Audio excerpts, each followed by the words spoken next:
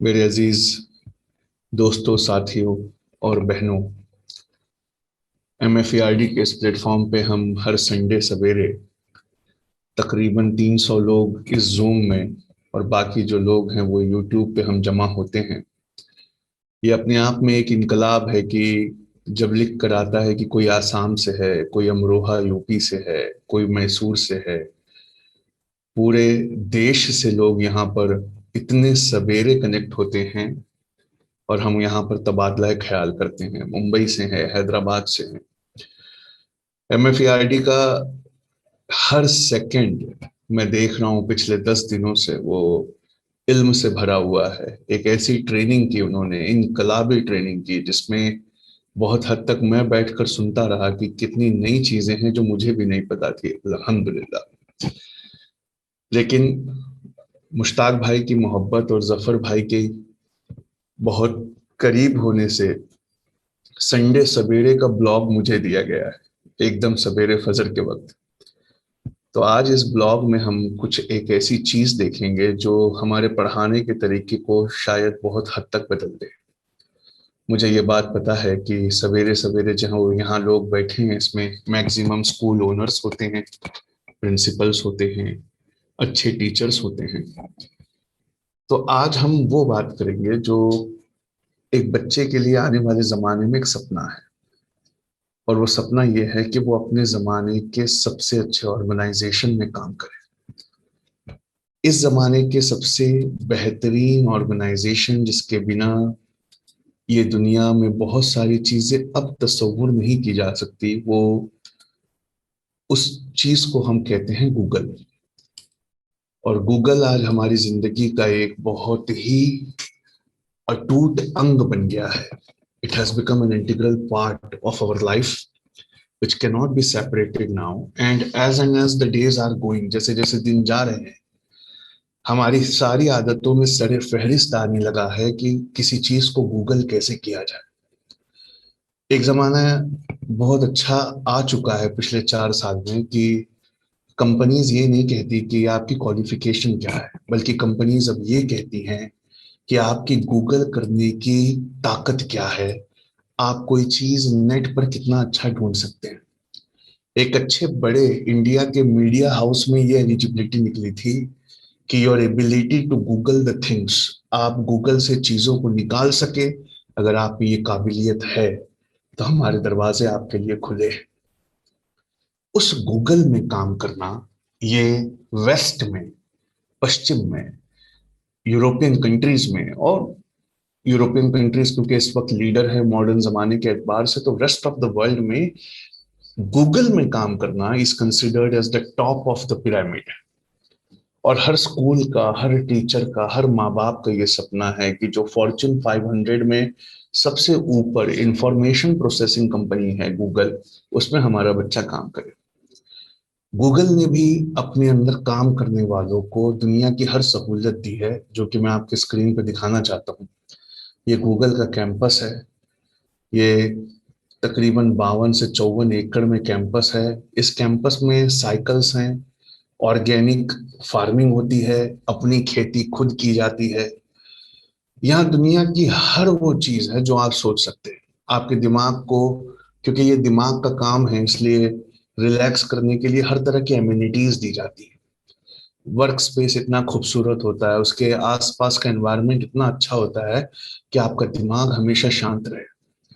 10 तरह के government restaurant होते हैं, क्ले क्लब्स होते हैं टेनिस के, बैठने की जगहें ऐसी होती हैं कि आपका कभी जो पारा है वो बढ़े ही ना, आपका टेम्परेचर कभी हाई ना हो, आप कभी खिंचियाए नहीं। ये बात अपने आप में ये भी बताती है कि हमारे स्कूलों के अंदर का इंटीरियर वो कितनी बड़ी चीज है और वो किस कदर तक हमारे बच्चों के मेंटालिटी और साइके पे असर करता है। ये बात गूगल को पता है। उन्होंने दुनिया के बेहतरीन साइकेट्रिस्ट के साथ मिलकर दुनिया की बेस्ट वर्क प्लेस को डिजाइन किया है। फॉर्च्यून 500 कंपनीज की एक रेटिंग आती है जिसके तहत ये बताया जाता है which is the world's best place to work, उसमें सर फहरिस्त नाम जो है वो गूगल का आता है। लेकिन हमारा स्टूडेंट यहाँ तक पहुंचे और काम करे, उसके लिए उसे एक बड़े कठोर बहुत कठोर सिलेक्शन प्रोसीजर से गुजरना पड़ता है। लेकिन सिलेक्शन प्रोसीजर से अच्छा एक वर्ड मैं यूज करना चाहूंगा, उसे एक बड़े कठोर रिजेक्शन प्रोसीजर से गुजरना पड़ता है।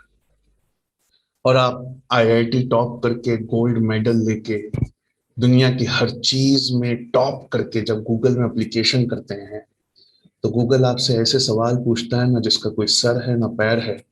आप स्क्रीन पर एक इंटरव्यू सवाल इसी तरह का मैंने गूगल से निकाल कर लाया है। उनकी एनुअल रिपोर्ट और उन पर छपी बुक्स में ये सवाल दिया हुआ है कि this is the question they ask in order to select you to work in their organisation. सवाल कहता है कि you are shrunk to the height of a nickel, एक छोटे से 10 पैसे या चवन्नी के बराबर आपकी हाइट को श्रिंक कर दिया गया, and you are thrown into a blender, एक मिक्सर ग्राइंडर में आपको फेंक दिया गया। पहले तो आपकी हाइट को एक निकल इतना पतला कर दिया गया, and then you are thrown in the blender, आपको उस चवन्नी बनाकर उस ब्लेंडर में फेंक दिया गया। Now your mass is reduced so that your density is the same as usual. ये एक लाइन है कि आपके मास को रिड्यूस किया गया है ताकि आपकी डेंसिटी वैसी ही रहे as usual. And the blade is now going to start moving, ये जो मिक्सर ग्राइंडर की ब्लेड्स हैं ये 60 सेकेंड में घूमने वाली है। आप चवन्नी के बराबर साइज में उस ब्लेंडर के अंदर फंसे हुए हैं। आप क्या करेंगे? What will you do? आप ऐसा क्या करेंगे? ये सवाल है जो इंटरव्यू में पूछा जाता है दुनिया के सबसे अच्छे ऑर्गेनाइजेशन में काम करने से पहले। अब यहाँ पर इतने बड़े बड़े टीचर हैं, इतने बड़े बड़े स्कूलों के मालिक है, state of the art school है, डॉक्टर मुश्ताक साहब के एमएफईआरडी की क्वालिटी कितनी ऊंची है, अगर आपको ये देखना है तो 10 दिन की रिकॉर्डिंग्स हैं, आप उसको देखिए। पर हम में से कौन है जो अपने बच्चे को ये सवाल पढ़ा पाए कि you are shrunk to the height of a nickel and thrown in a blender, your mass is reduced, your density is as usual, and the blade will start moving in the 60 second, what do you do? ऐसे सवाल से Google क्या क्या identify करना चाहता है, Google कौन सी eligibility बच्चों में अंडरलाइन करना चाहता है उन्हें नौकरी देने से पहले। तो जो इंटरव्यू दे रहा था वो घबरा गया, क्योंकि वो बहुत पढ़ा लिखा था, उसने ऐसा क्वेश्चन एक्सपेक्ट नहीं किया था। क्योंकि इस क्वेश्चन का ना कोई सर है ना पैर है, तो उसने जल्दी से कहा कि I would take the change in my pocket, मैं अपने पॉकेट में से चेंज निकालूंगा and I will throw it in the blender motor to jam it. मैं जल्दी से अपनी जेब में पड़ी पॉकेट के अंदर चेंज जो है उन सिक्कों को निकाल के ब्लेंडर की मोटर में डाल दूंगा ताकि वो जाम हो जाए। एंड इंटरव्यू लेने वाले ने कहा, अरे you can't do like this, the inside of the blender is sealed. जो ब्लेंडर के इनसाइड है वो पूरा सील है, तुम्हारे फेंके हुए सिक्के उसके अंदर जाएंगे ही। तो वो जो टॉपर बच्चा था जो बड़ी मेहनत से वहां पहुंचा था, वो सोचने लगा कि या खुदा अब इसका जवाब क्या है। लेकिन गूगल कितना ताकतवर है, वहां से हम इस बात को शुरू करते हैं, फिर मैं बताता हूँ कि इसका जवाब क्या है, और फिर मैं आपको समझाता हूँ कि हमारे बच्चों को पढ़ाने के तरीके में हमें क्या बदलना होगा ताकि दुनिया के फॉर्च्यून 500 ऑर्गेनाइजेशंस में हमारे बच्चों का भी चांस हो। ये विजिटर लॉबी है जहाँ पे इंटरव्यू देने से पहले आपको गूगल में बैठना पड़ता है, और ये बड़ी ही जबरदस्त जगह, यहाँ एक स्क्रीन लगी होती है जिसपे इस समय दुनिया में जहां भी सर्च हो रही है उन सर्चेस को लिख के दिखाया जाता है। आपके स्क्रीन पे देखिए, लोग इस सेकंड क्या सर्च कर रहे हैं वो वहां लिख कर आ रहा है एकदम। गूगल की हेडक्वार्टर में सवेरे सवेरे कौन सी सर्च अभी इस वक्त लोग दुनिया में कर रहे हैं। और जो चीज मुझे यहाँ डराती है ना वो ये है कि गूगल में हम सर्च ये सोच के करते हैं कि सिर्फ हम जान रहे हैं कि भाई हम क्या सर्च कर रहे हैं, क्योंकि वो हमारे दिमाग के अंदर की चल रही सोच का रिफ्लेक्शन है। कोई इस समय प्लांटेशन, कोई इस समय पेंसिल का इन्वेंटर कौन था वो ढूंढ रहा है, कोई इस समय बिली गोट कोई लैंग्वेज उसमें ढूंढ रहा है, कोई स्पेनिश में टाइप कर रहा है, कोई लैटिन में टाइप कर रहा है, अर्नेस्ट पीटरसन की कंपनी का नाम कोई पूछ रहा है, कोई अपने छुपी हुई ख्वाहिशात को, नफसानी ख्वाहिशातों को टाइप कर रहा है। इंसानी दिमाग में क्या चल रहा है इस वक्त बैठकर सारी दुनिया ये गूगल में टाइप करके लाइव सर्च कर रही है, जिसे ये बैठे बैठे अपने स्क्रीन पर देखते हैं। हमें ये लगता है कि भाई हम ये सर्च जो है अपने आप में कर रहे हैं, कोई देखने वाला नहीं है, लेकिन हमारी लाइव सर्च वहां चलती। फ्रेंच फिल्म इन यूएस बता दो, वेब एमएसएन मैसेंजर किसने बताया था बता दो, प्रेसिडेंट कैनेडी को गोली किसने मारी थी बता दो, या फिर वो चीजें जो बोलने लायक नहीं है, हर चीज इस वक्त गूगल पे सर्च की जाती है। और गूगल हमारी लाइफ का इतना इतना टू टंग बन गया है। 1.18 बिलियन क्वेरीज, 1.18 अरब क्वेरीज का जवाब गूगल एक दिन में देता है। गूगल एक दिन में देता है। तो गूगल में काम करने की कितनी एप्लीकेशंस आती है, और गूगल हम मेटाफर की तरह ले रहे हैं कि जो दुनिया के बेस्ट ऑर्गेनाइजेशन हैं और जिनका फ्यूचर बड़ा ब्राइट है, उनमें काम करने के लिए पढ़ाई किस दर्जे की और तालीम किस दर्जे की हमें हासिल करनी पड़ती है। तो Google is receiving a million job application year. एक साल में मिलियंस आती हैं उनके पास जॉब एप्लीकेशंस। क्या रेट है सिलेक्शन का? तो जैसे आईएएस का रेट है सिलेक्शन का, बिल्कुल वैसा ही है। It is estimated that only 1 in 130 applications are selected. 130 candidates में एक इंसान को चुना जाता है, सिर्फ एक इंसान को। बाय कंपैरिजन, अगर आप हार्वर्ड में एडमिशन लेना चाहें तो ये समझिए कि आउट ऑफ 14 पीपल हार्वर्ड में एक इंसान को चुन लिया जाता है। लेकिन गूगल आप देखिए कितना गुना ज्यादा हार्वर्ड से ऊपर है कि out of 130 applicants only one person is selected. तो जो जिम नाम का बच्चा है, जिसके रिसर्च पेपर से आज हमने अपने लेक्चर में क्वेश्चंस डिराइव किए हैं, वो कहता है कि मैं इंटरव्यू के लिए इसी लॉबी में बैठा था, तो मेरा जो इंटरव्यूअर था वो लेट हो गया था, एंड ही वाज स्वेटी। क्यों? वो बाइक चलाकर मेरा इंटरव्यू लेने आया था, यानी साइकिल चलाकर लेने आया। गूगल के पूरे कैंपस में इलेक्ट्रिकल साइकिल्स हैं, जिसको आपको ड्राइव करना पड़ता है फिटनेस के लिए। उनके यहाँ कोई फ्यूल वाली कार आपको कैंपस के अंदर घुमाने के लिए नहीं मिलेगी। अभी हम देख रहे थे वीडियो में, उस तरह की बाइक्स और साइकिल्स होती है। तो इंटरव्यूअर ने बड़ी पोलाइट क्वेश्चन से स्टार्ट किया। उसने कहा, जिम अपनी वर्क हिस्ट्री के बारे में बताओ। अब किसी से भी ये पूछो कि आपकी वर्क हिस्ट्री कैसी है, तो बड़ा ईगरली इंसान अपना कैरियर एक्सप्लेन करता है।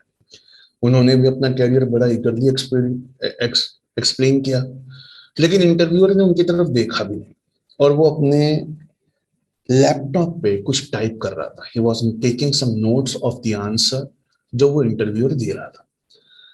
तब तक के इंटरव्यू ही दे रहा था, तब तक के एक सवाल आया जो इंटरव्यूअर ने पूछा कि the next question that I am going to ask is a little unusual. अब जो सवाल मैं तुमसे पूछूंगा वो थोड़ा अनयूजुअल है। उन्होंने कहा जी। तो कहा कि you are shrunk to the height of a nickel and thrown in the blender. आपका मास रिड्यूस्ड है, आपकी डेंसिटी सेम है, the blade will start moving in 60 second, what do you do? जैसे ही ये सवाल आया, इंटरव्यूअर देने वाले ने उसकी तरफ इंटरव्यूअर लेने वाले ने उसकी तरफ देखा भी नहीं, और उसको इस सवाल को देने के बाद वो अपने लैपटॉप में वो टाइप करता रहा। तो इंटरव्यू जो दे रहा था जिम, उसने कहा कि मैं अपनी पॉकेट से चेंज निकाल कर इसके ब्लेंडर में डालूंगा, I will jam the motor, मैं ये कर दूंगा, मैं वो कर दूंगा। जब सवाल का जवाब आता है तो इंसान इंटरव्यू लेने वाले के चेहरे से बॉडी लैंग्वेज पढ़ने की कोशिश करता है। उसके फेस पर फ्लो होने वाले ब्लड को देखकर, उसकी आंखों के उतार चढ़ाव को देखकर, या कम से कम जब वो अपने लैपटॉप में टाइप कर रहा है तो टाइप करने की स्पीड देख कर इंसान समझना चाहता है कि ये जो मेरा आंसर है ये सही है या गलत है। लेकिन गूगल ने अपने इंटरव्यू लेने वालों को ट्रेनिंग दी है कि डोंट गिव एनी हिंट। यहां तक कि आपके बटन दबाने की स्पीड भी नहीं चेंज होना चाहिए, जिससे जवाब देने वाले को यह समझ में आए कि क्या वो सही बोल रहा है या गलत बोल रहा है। बहरहाल उसने कहा कि ब्लेंडर सील्ड है, और उसमें अगर तुम अपनी जेब से छोटे छोटे सिक्के फेंकना चाहोगे, क्योंकि तुम श्रिंक हुए हो तो तुम्हारी जेब में से कॉइन भी श्रिंक हुए हैं, तो वो ब्लेंडर को जाम नहीं कर पाएंगे। इतने कॉन्फिडेंटली इंटरव्यूअर ने कहा जैसे ये जवाब वो बहुत पहले कई बार सुन चुका है। अब वो जो कैंडिडेट था वो घबरा गया। उसने कहा कि इसका जवाब फिर क्या हो सकता। उसने कहा ठीक है, मैं अपना शर्ट निकालूंगा, बेल्ट निकालूंगा, पैंट निकालूंगा, and then I will take my जो शूज, और शूज की जो लेस है उन सबको बांध कर आई विल मेक अ रोप। मैं एक बहुत लंबी रोप बनाऊंगा, and then I would tie the shoes at the end of the rope, और फिर वजन के लिए उस रस्सी के एक छोर पर मैं अपने जूतों को लगाकर ब्लेंडर के ऊपर फेंकूंगा। उसके बाद भी इंटरव्यूअर ने अपने चेहरे से कोई इंडिकेशन नहीं दिया कि कहाँ कि तुम्हारा आंसर सही है या गलत है। तो उस बच्चे ने फिर कहा कि जैसे अर्जेंटीनियन काउबॉय रस्सियां फेंकते हैं ना एंड ऑफ द रोप पे वजन लगाकर, मैं वैसे अपनी रस्सी फेंकूंगा। इंटरव्यूअर ने फिर कुछ नहीं कहा। उसने कहा कि शायद मेरा जवाब गलत है इसीलिए कोई रिएक्शन नहीं आ रहा। तो उसने कहा कि आ, मैं थोड़ा वेट डाल के ब्लेंडर जार से फिर मैं बाहर आ जाऊंगा। इंटरव्यूअर ने फिर भी कोई जवाब नहीं दिया। उसने कहा कि वेट कहाँ से लाओगे, तुम्हारा तो खुद साइज जो है वो श्रिंक हो गया है, तुम तो एक चवन्नी के बराबर हो, और जो सबसे बड़ा वेट है तुम कह रहे हो वो तुम्हारे शूज हैं। हाउ विल योर शूज, तुम्हारे शूज तुम्हारा बॉडी वेट कैसे सपोर्ट करे, क्योंकि अगर तुम श्रिंक हुए हो तो वो जूते भी श्रिंक हुए। अब आप ये सवाल जवाब को गहराई से सुन के देखिए, इतने सवेरे महसूस ये हो रहा है कि ये कितनी ही बेवकूफाना और अहमकाना सवाल हैं, और उसके कितने बेवकूफाना जवाब। और समीर भाई को आज क्या हो गया है, मतलब आज सवेरे संडे, क्या इनकी नींद पूरी नहीं हुई है, किस तरह के चीजें हमें बता रहे हैं। लेकिन आप बस मुझे 5 मिनट और दीजिए, फिर मैं आपको बताता हूँ कि इस स्टोरी में कितनी चीजें छुपी हुई है। तो उन्होंने कहा कि शूज में तुम्हारे वेट ही नहीं है, वो तुम्हारे बॉडी को सपोर्ट ही नहीं करेंगे। तो जिम ने कहा हाँ राइट। लेकिन इंटरव्यूअर अब अपना काम रोक कर बिना मुस्कुराए या बिना गुस्सा किए उसकी तरफ देख रहा था, और वो जो भी जवाब देता उसके बदले में इंटरव्यूअर एक और नई चीज लाता, जिससे जवाब देने वाला और घबरा के पसीना पसीना हो जाता। पूछा कि और ये जो तुम रोप बनाने वाले हो अपने शर्ट से, पैंट से, जूतों से, लेस से, can you realistically make a rope in 60 second? 60 second में वो ब्लेंडर घूमने वाला है, क्या तुम सच में एक रस्सी बना सकते हो? Can you realistically make a rope in 60 second? Gym को वर्ड रियलिस्टिकली बहुत जोर से चुप गया। क्यों? क्वेश्चन हाइपोथेटिकल था, लेकिन इंटरव्यूअर अब रियलिस्टिक बातें कर रहा है। इससे पहले कि वो और कोई जवाब दे पाता, गूगल का इंटरव्यू लेने वाला वहां से उठ गया और उसने कहा कि it was nice meeting you, और हाथ मिला के वो चला गया। इतना डेस्परेट वो कैंडिडेट बाहर आया क्योंकि अब वो घबराया हुआ था। उसे ये नहीं पता कि सारी दुनिया को वो बता के आया कि आज मेरा गूगल में इंटरव्यू है, वो इंटरव्यू अच्छा गया कि खराब गया। He was not knowing. We live in an age of desperation. अब इस इंटरव्यू का सही जवाब क्या है और गूगल इसमें क्या ढूंढ रहा है, उससे पहले मैं आपको एक और चीज सुनाना चाहता हूं कि किस मार्केट के लिए हम अपने बच्चों को स्कूलों में तैयार कर रहे हैं। मेरा एक दोस्त है सैयद मुनव्वर करके, वो बहुत बड़े पोस्ट पर है जी में, जनरल इलेक्ट्रिकल्स में, और वो बहुत सीनियर इंजीनियर है। वो डैम्स के दरवाजों को खोलने का सॉफ्टवेयर लिखता है, लेकिन कंपनी उसकी काबिलियत से इतनी इंप्रेस है कि इंटरव्यू लेने उसे भेजती है कि आप जाके इंटरव्यू लीजिए। तो उन्होंने मुझे बताया कि जब मैं इंटरव्यू लेने पहुंचता हूँ 150 सीटों के लिए एंड 150 वैकेंसीज, ये भी एक मेटाफर है, किसी भी कंपनी में 150 वैकेंसीज कभी नहीं निकलती। तो वहां 8,000 बच्चे बैठे होते हैं टू गिव दैट इंटरव्यू। 8 से 10,000 बच्चे बैठे होते हैं। तो मैं कैलकुलेटर निकाल के 8,000 मल्टीप्लाई बाय 35 मिनट्स करता हूँ, क्योंकि एक अच्छा इंटरव्यू 35 मिनट्स होना चाहिए। तो मैं अपनी कंपनी को वापस फोन करता हूँ कि अगर मैंने इंटरव्यू लेना स्टार्ट किया तो अगले 2.5 साल ये इंटरव्यू चलता ही रहेगा। 8,000 कैंडिडेट का 35 minutes interview, it's highly impossible, आप बताइए मैं क्या करूं। तो कंपनी वहां से उन्हें रिजेक्शन प्रोसीजर के तरीके बताती है। कंपनी कहती है कि आस्क 12th में किसके 98% आए हैं, वही यहाँ बैठा रहे, बाकी घर चले जाए। वो कहता है कि सर इंजीनियरिंग के बाद का रिक्रूटमेंट है, इसमें 12th के परसेंटेजेस का क्या लेना देना। तो कंपनी कहती है क्या तुम्हारे पास इससे अच्छा आइडिया है लोगों को यहाँ से भगाने का, तो आप वो हमें बताइए। सैयद मुनव्वर अनाउंस करवाते हैं कि जिसका 98% आया है 12th में वही यहाँ बैठे, बाकी लोग उठकर घर चले जाए। आपको पता है 8,000 में से बामुश्किल 600 लोग बड़ी ही कराहत के साथ, कुछ चिड़चिड़ाते हुए, कुछ बड़बड़ाते हुए उठकर वहां से जाते हैं। सिर्फ 600 लोग, बाकी जितने वहां बैठे हैं 8,000 माइनस 600, उन सबके परसेंटेज 98% के आसपास है। इसका एक एविडेंस मैं इस साल के सीबीएसई के रिजल्ट से देता हूं, जो कोरोना से पहले वाला साल था। सिर्फ दिल्ली में, दिल्ली में 16,137 बच्चों के, सिर्फ दिल्ली की बात कर रहा हूं जहां मैं रहता हूं, 16,137 बच्चों के परसेंटेज 98 से ऊपर थे, और 26,000 बच्चों के परसेंटेज ये 96% से ऊपर थे। अब आप सोचिए, फिर वो अपनी कंपनी को फोन करके कहता है कि बहुत ज्यादा लोग नहीं गए, अभी भी 7,200 लोग बचे हैं, क्या करूं? कहते हैं 10th के परसेंटेज के हिसाब से घर भेज दो। फिर अनाउंस होता है कि 10th में जिसके 98% नहीं थे वो घर चले जाएं। फिर कुछ लोग उठकर जाते हैं, जाने से पहले लोग प्रोटेस्ट करते हैं। कई लोग बहुत जोर से आवाजें निकालते हैं। क्यों? उन्हें पता है उन्होंने इंजीनियरिंग में बहुत अच्छा किया है, आप उसके बेसिस पे नौकरी दीजिए, 10th और 12th के बेसिस पे क्यों दे? लेकिन ये है उस जमाने के बारे में, जिस जमाने में सब कुछ है पर नौकरियां नहीं है। टॉपर्स गली गली में, परसेंटेज घर घर में, लेकिन अगर कुछ नहीं है तो वो नौकरियां हैं जो नहीं है। गूगल के पास भी 1 मिलियन एप्लीकेशन है। सवाल ये है कि वो कुछ भी पूछें तो ये 1 million toppers of the world है, इनके पास हर तरह का जवाब है, इसलिए पूछा कुछ ऐसा जाए जिससे रिजेक्शन में मदद मिले।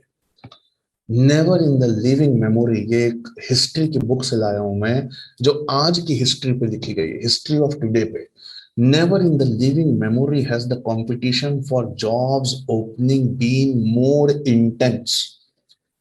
आज तक किसी जमाने में जॉब ओपनिंग्स पे कंपटीशन इतना इंटेंस नहीं हुआ जितना आज है। Never have the job interviews been tougher.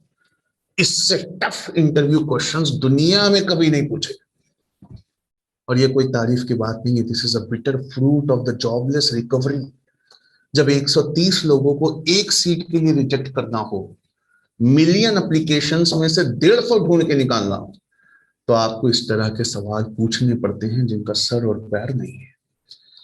क्योंकि फॉर्चून 100, 500 में नहीं, फॉर्चून 100 के टॉप में coolest place to work is the Google.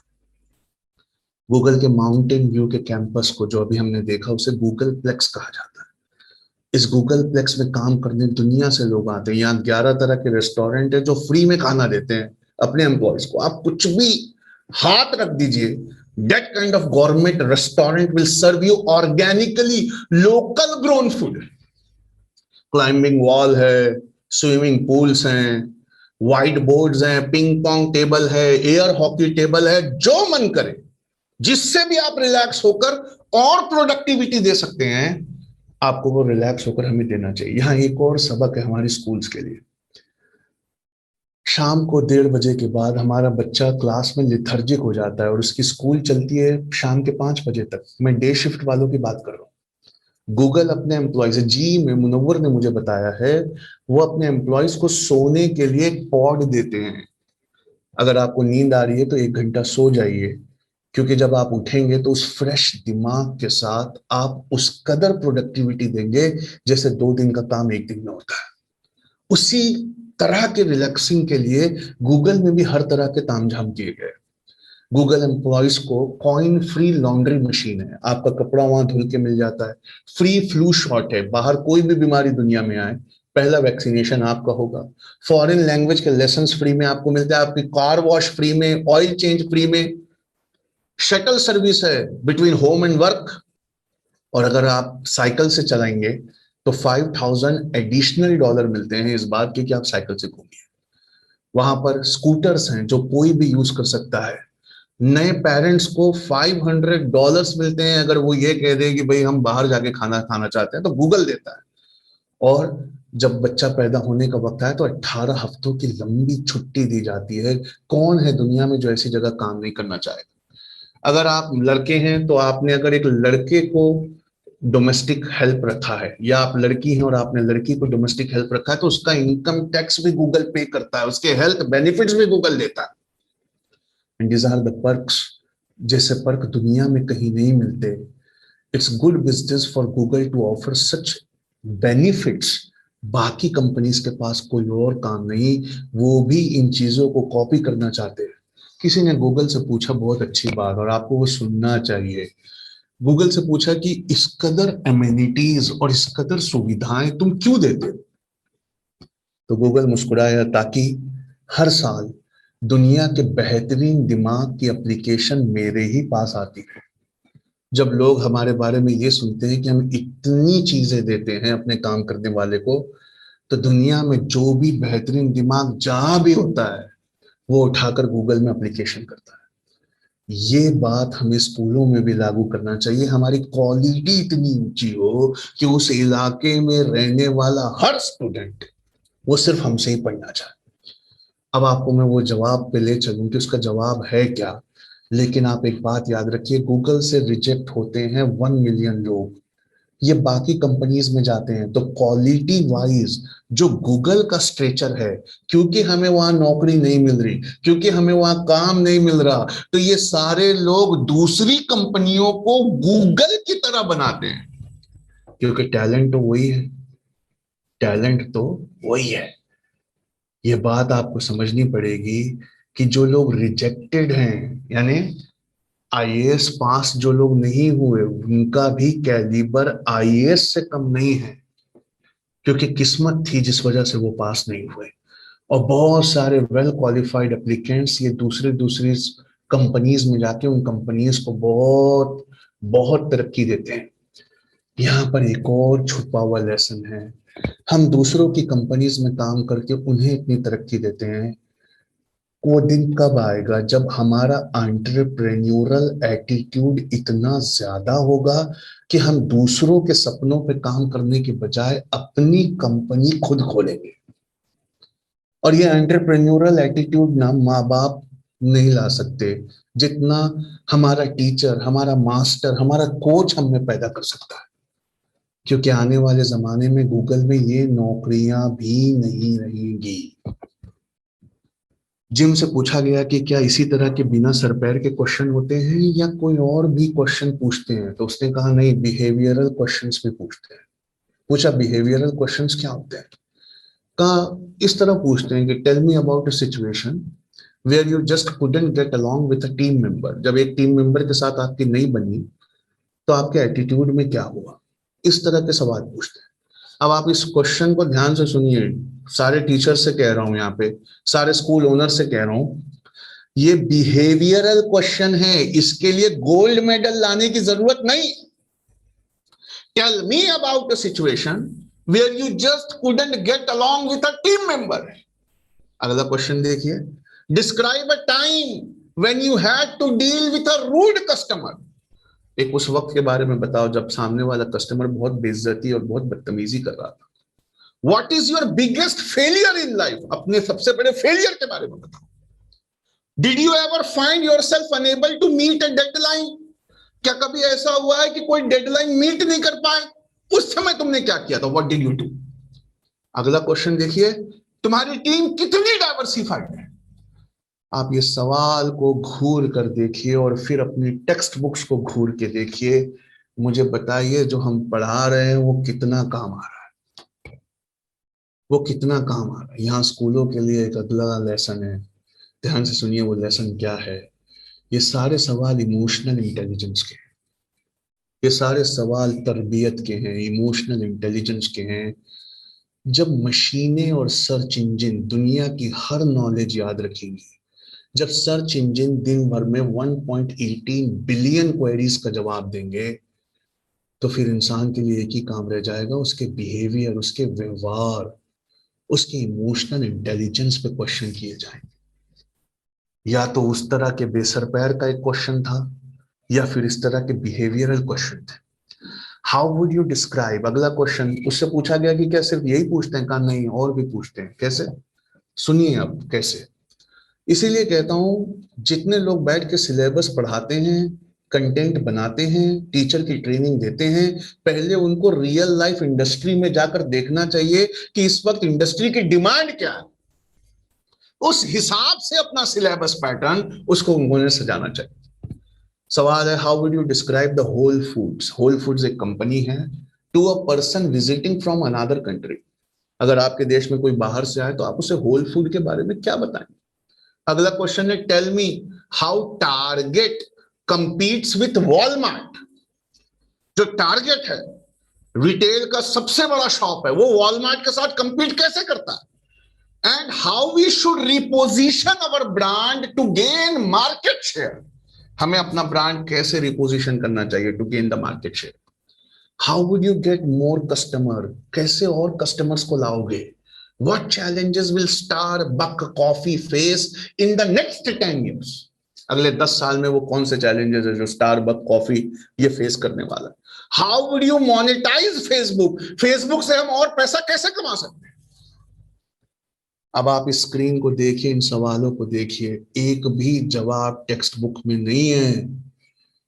ये जवाब एंटरप्रेन्योर के एक्सपीरियंस में है, जो अपना बिजनेस और अपनी इंडस्ट्री खुद खोलते हैं, उन्हें ये जवाब पता होते हैं। या तो एक पाए के बिजनेसमैन को पता होते हैं, या एक पाए के स्टार्टअप को स्टार्ट करने वाले, एंटरप्राइज को स्टार्ट करने वाले इंसान को इनके बात पता होते हैं। ये सवाल बता रहे हैं कि अगर हम अपने बच्चों को नौकरियां दिलाना चाहते हैं तो हमें उन्हें बिजनेस पढ़ाना होगा, उनके एंटरप्रेन्योरल माइंडसेट को बचपन से डेवलप करना होगा, उन्हें बिजनेस और तिजारत के वो अहकाम पढ़ाने होंगे जो हमारे टेक्स्ट बुक में अभी तक नहीं मिलते।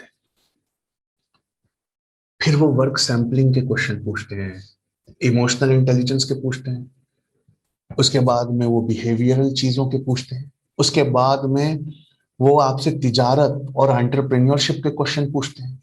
दिल पर हाथ रखिए सीधा और बताइए, इनमें से कौन सी चीजें हैं जो हम अपनी स्कूलों में पढ़ाते हैं? कुछ भी नहीं।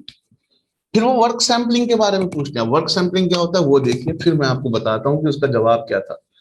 सेल्स मैनेजर को कहा जाता है मार्केटिंग प्लान बना के दिखाओ, अटर्नी से कहा जाता है कॉन्ट्रैक्ट बना के दिखाओ, सॉफ्टवेयर इंजीनियर से कहा जाता है कोड लिख के दिखाओ। इसे वर्क सैंपलिंग कहते हैं। और जब ये सब हो जाता है, वर्क सैंपलिंग हो जाती है, अपना काम हम करके दिखा देते हैं, तब वो वाला सवाल फिर से पूछा जाता है जो मैंने अभी अभी पूछा। You are thrown into a blender और आपको अब उस मिक्सर से बाहर आना है 60 सेकंड से पहले। आपसे मैं पूछता हूँ, 427 लोग यहाँ है और अनदर 100 आर ऑन यूट्यूब। मैं आपसे पूछता हूँ, आपका जवाब क्या होता है? थोड़ा सा चैट में कोई हिंट दे सकते हैं कि अगर आपको ब्लेंडर में फेंक दिया जाए, अगर आपको ब्लेंडर में फेंक दिया जाए तो आप क्या करेंगे? आप क्या करेंगे बताइए? आपको अगर ब्लेंडर में फेंक दिया जाए तो आप क्या करेंगे? क्रिसेंट ने बहुत अच्छा आंसर लिखा है, एलिसिटिंग आइडियाज फ्रॉम स्टूडेंट्स। या स्टूडेंट्स के आइडियाज को समझने के लिए दिया गया एक mental challenge. I will make my self so attractive that the user extract me feel it. अब इसका क्या मतलब है मैं समझ नहीं पाया, लेकिन इसका जवाब दुनिया का सबसे हार्ड जवाब इसलिए है, ध्यान से सुनिए, क्योंकि ये सब्जेक्टिव जवाब है, हर इंसान का अलग है और वो हर इंसान का जवाब टाइप कर रहे हैं और आखिर में वो सारे जवाबों को रख कर देखते हैं किसने सबसे अच्छा इमेजिनेशन शो किया, किसने सबसे अच्छा इनोवेशन बताया। अपने जवाब में ये नौकरी उसको दी जाएगी। आइंस्टाइन ने कभी कहा था, हमने सुनना ही नहीं चाहा, उसने कहा था imagination is more important than education. Google कहता है कि जब से आप हमारे इस सवाल को 3 बार कह चुके कि ये बिना सर पैर का सवाल है ना, this is a perfect question to test imagination and innovation. और गूगल को जो चीज टॉप 1% में बनाए रखती है वो उसके एम्प्लॉयज की यही क्रिएटिविटी, यही इमेजिनेशन और यही इनोवेशन है जो हम इन कैंडिडेट्स में ढूंढ रहे हैं, जो हम इस कैंडिडेट्स में ढूंढ रहे हैं। गूगल कहता है कि जिसको भी हम हायर करेंगे ना, जमाना इस कदर फास्ट बदल रहा है कि आज उसे हायर किया जाएगा प्रोजेक्ट ए के लिए, लेकिन 6 महीनों के अंदर ही will be working on project B. And next 6 month में ही will be working on project C. इस कदर फास्ट है चेंज कि मिक्सर ब्लेंडर से बाहर निकलने के तकाजों को जो बता सके वो ही इन प्रोजेक्ट्स को सरवाइव कर पाता है। जो अपना इमेजिनेशन और क्रिएटिविटी बता सके, how will I come out of blender, वो ही इन प्रोजेक्ट्स को सह पाता है। तो this mental challenge gives us a perfect insight कि हमारा जो वो है उसकी पर्टिकुलर सेट ऑफ स्किल्स क्या है, हमारा जो फ्यूचर एम्प्लॉय है उसकी पर्टिकुलर स्किल क्या है। यही चीज गूगल को दुनिया की सबसे ब्रांडेड चीज बनाती है, और ये सक्सेस को ब्रीड इमिटेशन, बाकी कॉर्पोरेट इसको कॉपी करते हैं। They copy even the hiring. Google ने फिर अगला सवाल अपने इंटरव्यूअर से पूछा, इसी सवाल को मैं पूरे यहाँ स्कूलों के लोगों से पूछता हूँ, what number will come next? थोड़ा सोच के बताइए, what number will come next? What number will come next? थोड़ा देख के बताइए। 10 है, 9 है, 60 है, 90 है, 70 है, 66 है। What number will come next? 10, ये भी गूगल का इंटरव्यू है। 10, 9, 60, 90, 70, 66। किसी ने लिखा है, बहुत जानकार इंसान ने चैट में, इसी तरह के टेस्ला के भी इंटरव्यू होते हैं। अब आप अपने स्कूल के मैथ्स के टीचर से पूछिए इस बात को, या स्कूल के सबसे दानिशमंद इंसान से पूछिए, वो भी इसका जवाब नहीं दे पाएंगे। ये 10 है, ये 9 है। 9 के बाद अचानक बात 60 हो गई। किसी ने बहुत अच्छा आंसर लिखा है, नजमुन मैम ने, उन्होंने लिखा है, उनका आंसर सही है, उन्होंने कहा वो 96 है। कुछ लोगों ने और ट्राई किया है, बाकी लोग ट्राई भी नहीं करना चाहते, कोई बात नहीं, लेकिन आंसर आया है। वामिश साहब ने भी लिखा है कि 96 इज द आंसर है। ठीक है, अब यहाँ देखिए, ये मैथ्स के अंदर इंग्लिश का क्वेश्चन है। ये गूगल कहता है हम मैथ्स के जीनियस को नहीं लेते, मैथ्स के अंदर जो इंग्लिश के जीनियस हैं हम उनको लेते हैं। अब ये दो हजरात ने सही आंसर दिया, उनसे पूछना पड़ेगा, वो मैथ्स के टीचर है कि इंग्लिश के टीचर है। जब इंग्लिश में से लिखा जाए तो ये 3 वर्ड का, 3 अल्फाबेट का बना 10, ये 4 अल्फाबेट का बना 9, ये 5 अल्फाबेट का बना 60, ये 6 अल्फाबेट हो गए 90, ये 7 अल्फाबेट हो गए 70, ये 8 अल्फाबेट हो गए 1 2 3 4 5 6 7 8, हाइफन को काउंट नहीं करेंगे, 8 अल्फाबेट हो गए 66। उस हिसाब से नजमुन निसा मैम ने बहुत सही बात कही कि ये 8 है तो इसका अगला has to be a 9 digit number, has to be a 9 digit alphabet. पहला 10, दूसरा, पहला 3 डिजिट है, पहला 3 अल्फाबेट है, दूसरा 4 अल्फाबेट, 5, 6, 7, 8, तो जो अगला आएगा वो 9 अल्फाबेट का होगा।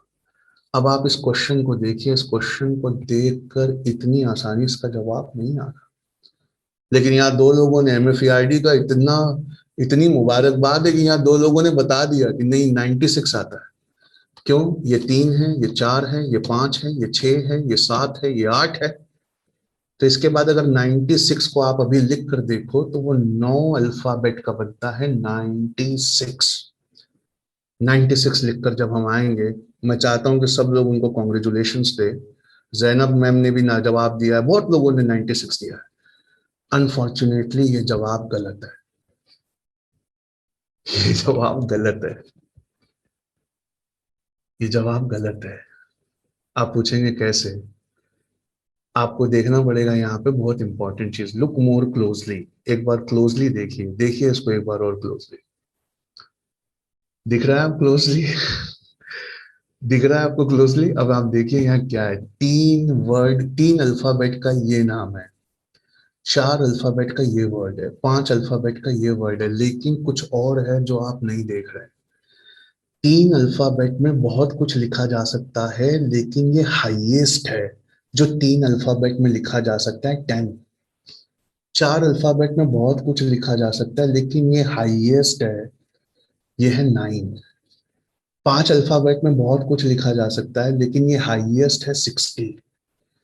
इसी तरह करते करते 96 will be not be the highest. आपको देखना पड़ेगा उसमें हाईएस्ट क्या है। जैसे 3 अल्फाबेट में 1, 2 और 6 भी लिखा जा सकता है, लेकिन वहां 10 लिखा है। 10 is the highest. 9 is not the only 4 letter number. 4 letter में 0, 4 और 5 भी लिखा जा सकता है। 4 अल्फाबेट्स में 0, 4 और 5 भी लिखा जा सकता है, लेकिन वहां 9 लिखा है क्योंकि 9 इज द हाईएस्ट। उसी तरह आप बाकी भी चेक करेंगे तो you have to find the largest number. You have to find the largest number, मतलब सिर्फ अल्फाबेट से ही नहीं चाहिए, उस अल्फाबेट में सबसे लार्जेस्ट क्या आ सकता है। तो 66 के बाद 9 लेटर्स में लार्जेस्ट क्या आएगा, क्या आएगा। कई लोगों ने 96 लिखा, हमने उनको कॉन्ग्रेचुलेशन दिया, वो हार गए, गूगल में नहीं सिलेक्ट हो पाए। तो बाकी लोगों ने बड़ा स्मार्टली 99 लिखा है। सर समझ में आ गया, ये ना मतलब 99 है सर इसका आंसर। क्यों भाई, इसमें ना आपने कहा 9 लेटर्स होना चाहिए और उसमें हाईएस्ट और लार्जेस्ट होना चाहिए, तो वो तो सर 99 ही है। गूगल कहता है आप भी घर जा सकते हैं, आप भी हार गए। क्यों, ये भी जवाब गलत है। कहा फिर क्या है इसका जवाब, 96 is not correct, 99 is not correct. तो पूछा यार फिर इसका जवाब क्या है, व्हाट इज द आंसर। किसी ने इसका जवाब दिया मिलियन है। मिलियन के आप अल्फाबेट को काउंट करके देखिए, 1, 2, 3, 4, 5, 6, 7। इसके आगे अगर आप 1 लगाओगे तो 1 मिलियन और 1 billion, this will become the highest, this will become the highest. Google कहता है ये भी जवाब रॉन्ग है। तो पूछा यार फिर जवाब क्या है। गूगल कहता है ना 96 सही है, ना 99 सही है, ना मिलियन सही है, 1 मिलियन सही है, ना 1 बिलियन सही है। तो कहा हम समझ गए, ये जवाब, ये सवाल पूछा इसलिए गया था ताकि पुअर कैंडिडेट घबरा जाए। गूगल कहता है ना, हमारे सवालों पर शक मत करना। तो पूछा इसका जवाब तो बताओ। तो कहा जवाब है बहुत अच्छा, for many companies the answer is 96, but for us at Google the answer is not 96। तो पूछा क्या है, तो कहा गूगल में एक ही acceptable answer, it's not 96, not 99, the answer is googol. का गॉगल, ये क्या होता है। गूगल लिख के बताता है कि इतना बड़ा फिगर, इसे गॉगल कहते हैं। आप में से किसको ये बात पता थी कि गॉगल इतना बड़ा होता है। हमने मिलियन सुना है, बिलियन सुना है। मेरा 4 साल का बच्चा वो बहुत अच्छा कहता है, पापा मैं आपसे जिलियन प्यार करता हूँ। तो एक मेरे भाई का बेटा है, वो उससे compete करके कहता है मैं अपने पापा को जिलियन जिलियन प्यार करता हूँ। तो मेरे पास आता है, कहता है सर जिलियन से बड़ा और कुछ बताओ। मैं क्वाड्रिलियन, पापा मैं आपसे क्वाड्रिलियन जिलियन प्यार करता हूँ। लेकिन ये है जो दुनिया का सबसे बड़ा आंकड़ा है, गॉगल। गॉगल। गूगल कहता है ये भी सही आंसर नहीं है। का क्यों, का हमारा रूल है, उन अल्फाबेट्स में दुनिया का सबसे बड़ा आंकड़ा चाहिए। ये 1 गॉगल है, इसकी जगह सही आंसर 10 गॉगल है। 10 गॉगल। यहाँ भी 3 अल्फाबेट, यहाँ पे भी 3 अल्फाबेट। काउंट करिए, 1, 2, 3, 4, 5, 6, 7, 8, 9, 9 डिजिट में ये दुनिया का सबसे बड़ा आंकड़ा है। इस बिना पर गूगल सिलेक्ट करता है, और गूगल कहता है कि सिर्फ दिमाग नहीं लगा, एनालिटिकल एबिलिटी नहीं लगी, क्रिएटिविटी इमेजिनेशन नहीं लगा, पर नॉलेज भी लगी जो सबके पास नहीं है। वो नॉलेज जो कहीं नहीं पढ़ाई जाती, आप अपने स्कूल में पढ़ा के देखिए। जो डॉक्टर मुश्ताक साहब से हम सबसे बड़ी कंप्लेन करते हैं ना, सर एडमिशन नहीं मिलते, और एडमिशन मिलते हैं तो वो फीस नहीं देना चाहते। कभी कुछ ऐसा पढ़ाइए तो सही कि फीस देने वाले और टॉपर बच्चे अपने आप खींचे चले आए। 1938 में एक 9 साल का बच्चा झूले पे था, और उसके सामने उनके अंकल थे जो कि एक यहूदी थे। यहाँ ज्यूस की तारीफ नहीं कर रहा हूं मैं, क्योंकि हमारे हजरत अली को भी जो मैथ्स आता था, वो दुनिया में मैथ्स किसी को नहीं आता था। और किसी जमाने में Muslims were the best in maths, और मुस्लिम्स से साथ साथ किसी जमाने में Indians were the best in maths. लेकिन झूला झूलते हुए उस 9 साल के बच्चे से उन्होंने कहा बहुत अच्छी बात, कहा कि बेटा एक के बाद में 1 followed by 100 zeros. Can you make a term for it? Uncle थे, बच्चों को खिला रहे थे, खिलाते खिलाते पूछ दिया 1 फॉलोड बाय 100 zeros. बता सकते हो ऐसा क्या होता होगा? बच्चे ने झूलते झूलते कह दिया गॉगल. GOOGL, goggle. हाँ, गॉगल. अगले दिन उन्होंने अपने पेपर में लिख दिया कि मैं एक नया टर्म कॉइन कर रहा हूं, अपनी भतीजी से पूछकर, उसे कहते हैं गॉगल. ये पेपर भी पब्लिश हो गया, गॉगल भी आ गया. उसके बाद में गॉगल प्लेक्स नाम का एक और बड़ा नंबर आया दुनिया में, जिसका मतलब था कि 10 टाइम्स मोर. सिम्सन करके एक कार्टून था, उसमें इस नंबर को पहली बार यूज किया गया, गॉगल. करते करते एक जमाना ऐसा आया कि गूगल बनाने वाले दो लोग, शॉन एंडरसन और लैरी पेज, वो अपनी वर्कशॉप में बैठे थे और वो अपने सर्च इंजन के लिए एक वर्ड ढूंढ रहे थे जो सबसे बड़ा हो. तो कहा कैसा वर्ड? कहा कि जो दुनिया के सब चीजों को इंडेक्स करके स्टोर कर ले, दुनिया के हर वेबसाइट का डेटा वहां हो, जो कोई भी सर्च करे उसे दुनिया के किसी भी वेबसाइट पे ले जाया जा सके. ऐसा एक वर्ड चाहिए कि अनगिनत वेबसाइट की इंडेक्सिंग ये हमारे सर्च इंजन पे होती है. तो उन्होंने ढूंढा, ढूंढा तो उनको मिला कि दुनिया का सबसे बड़ा नंबर 1938 में उन्होंने किया था, उसे कहते हैं गॉगल. अब आप यहाँ देखिए, आपकी लाइफ के सबसे बड़े ज्ञान को बताने जा रहा हूं. इसको टाइप करते समय गलती कर दी.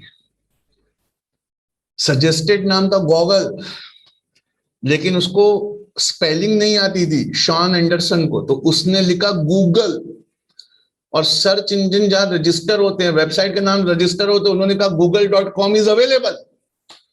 और उस तरह उसका नाम पड़ गया, गॉगल का नाम पड़ गया गूगल.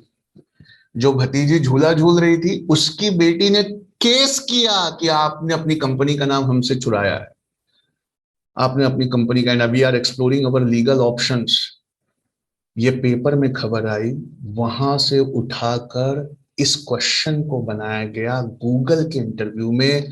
गूगल कहता है हम अपने यहाँ नौकरी करने वालों को सिर्फ इमेजिनेशन, सिर्फ क्रिएटिविटी, सिर्फ प्रॉब्लम सॉल्विंग, सिर्फ मैथ्स, सिर्फ इंग्लिश, सिर्फ हिस्ट्री नहीं चाहते, हम चाहते हैं वो थोड़ा करंट अफेयर्स भी पढ़ के आए.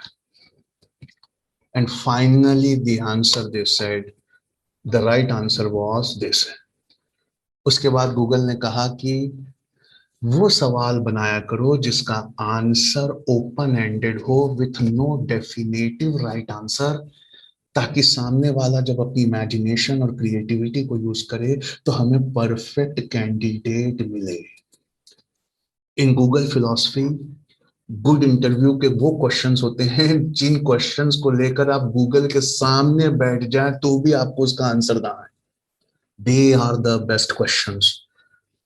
अल्लाह को हाजिर नाजिर जानकर बताइए कि आपने आज तक ऐसी कौन सी चीज पढ़ाई है जो गूगल पर नहीं मिलती हो.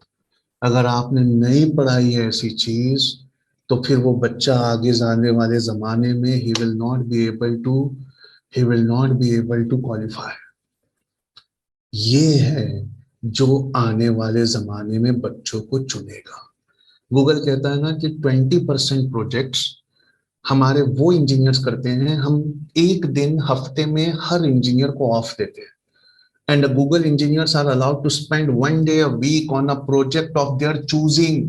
जाओ, जो मर्जी आए वो बनाओ, लेकिन शाम को कुछ बना के दिखाओ.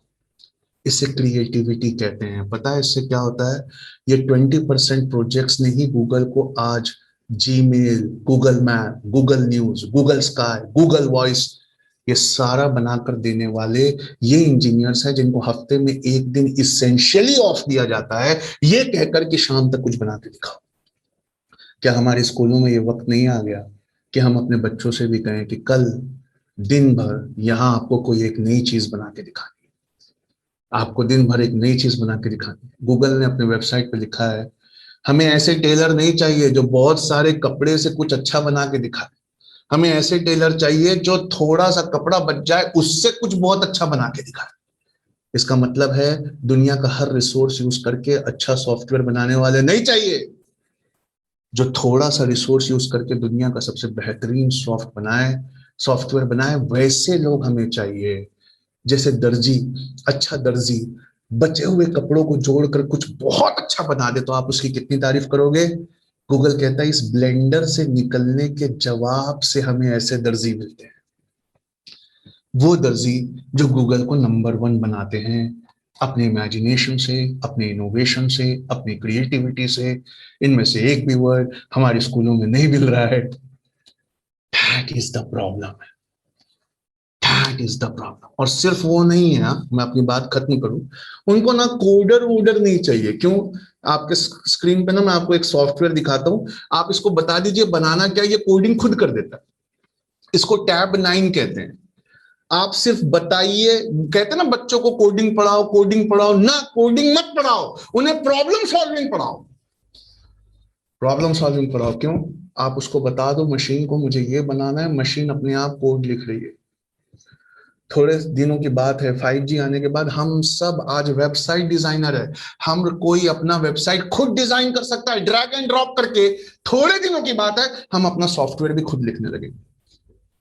पर प्रॉब्लम सॉल्विंग, इमेजिनेशन और क्रिएटिविटी के बिना हम कौन सा ऐप बना लेंगे, या हम कौन सा वेबसाइट बना लेंगे, या फिर आईआईटी गोवा का ये क्वेश्चन पेपर हम कैसे सॉल्व करेंगे? माफ करना, मैंने आज फिर टाइम ब्रीच कर दिया। 18 मिनट आगे हो गए, मैं अपनी बात को खत्म करता हूं, लेकिन उससे पहले क्या आप ये क्वेश्चन सॉल्व कर सकते हैं? IIT Indian institute of technology Goa में 11/5/2021 को इसी मई महीने में ये पूछा गया है। क्वेश्चन सुनिए। Prepare the questions of 60 marks from the lecture materials provided to you in the entire semester. It should reflect your understanding about the course and also must be answered in 2 hours. Avoid discussing with your friends. It may reduce your score if similarities are found. हो गया। Welcome to the 21st century. काम क्या पढ़ा रहे हैं IIT Goa, देखिए क्या कह रहा है। आप अपने स्कूल में ऐसा क्यों नहीं करते? बच्चों से कहिए इस लेसन पे हर कोई कल 5-5 क्वेश्चन बना के लाएगा, और इन 5-5 क्वेश्चन, अगर 11 बच्चे हैं, 55 क्वेश्चंस को जमा करके we promise to ask a question paper from this 55 questions only. Question बनाना ये टीचर बनाता है, जवाब देना ये स्टूडेंट बनाता है। जैसे ही बच्चा क्वेश्चन बनाने के लिए पढ़ता है उसके सारे सेंसेस जग जाते हैं, and he tries to understand more deeper. क्योंकि एक गॉगल आने वाला है 5G के बाद, इसे कहते हैं गूगल गॉगल। अभी ये सिर्फ प्रेसिडेंट्स वगैरह को और स्पाई एजेंसीज के पास है, गूगल के कैंपस में ये मिल जाता है हर एक के पास। इसके बाद आप कोई भी क्वेश्चन देखेंगे तो उसका आंसर आपकी स्क्रीन पे आ जाएगा, चश्मे की स्क्रीन पे। डिस्टेंस से लेके, हाइट से लेके, वेट से लेके, आधार की डिटेल्स तक हर कुछ आपके स्क्रीन पे लिख जाएगा। मतलब रटने वाली चीजें चली जाएंगी। यूपीएससी जिसको मैं पढ़ाता हूँ, आईएएस को, वो बड़ा अच्छा इंस्टीट्यूट है। वो कहता है आईआईटी गोवा हमसे लेट है, हम ऐसे सवाल पूछते हैं जो गूगल भी ना पूछ पाए। तो यूपीएससी के मेंस के पेपर के क्वेश्चन सुनिए। आप एलेक्सा को लेकर बैठिए या लैपटॉप लेकर बैठिए या आप लाइब्रेरी में जाके बैठिए, you can't answer this question. If Gandhi were alive today, अगर आज गांधी जिंदा होते तो क्या कर रहे होते? This requires thinking, this requires reflection. एक और क्वेश्चन सुनाता हूं। First battle of Panipat, second battle of Panipat, third battle of Panipat नहीं पूछी। Why so many empire shaking battles were fought in Panipat? इतनी सारी लड़ाइयां पानीपत में ही क्यों हुई? हिस्ट्री का क्वेश्चन है, आंसर ज्योग्राफी से आता है। Panipat is located 90 miles from Delhi and Delhi is the gateway of the Indo-Gangetic Plains. Indo Gangetic plains जो दुनिया की सबसे ताकतवर, उपजाऊ, पानी से लबरेज, उपजाऊ सॉइल से, फर्टाइल सॉइल से लबरेज जगह है। दुनिया का हर राजा उसको बचाना चाहता, इसलिए वो दिल्ली से राज करता, और दिल्ली गेटवे था उत्तर प्रदेश, बिहार और बंगाल की फर्टाइल जमीनों का। लेकिन जब भी दिल्ली पे हमला करोगे, theatre of war shell never be in your country, तो 90 माइल्स आगे निकल के राजा उनसे लड़ाइयां करता, ताकि उसे दूसरा चांस दिल्ली पे मिले। अगर वो पानीपत में हार जाए तो कम से कम दिल्ली से उसे दूसरा चांस मिले। इसका जवाब गूगल भी नहीं दे पाता है। इस तरह के क्वेश्चंस की तैयारी करवाइए। मैं अपने मैसेज को लाया तो बहुत कुछ हूं, लेकिन अगले संडे देखेंगे इंशाल्लाह। ये है वो मैसेज जो आपको आपके स्कूल में पढ़ाना होगा।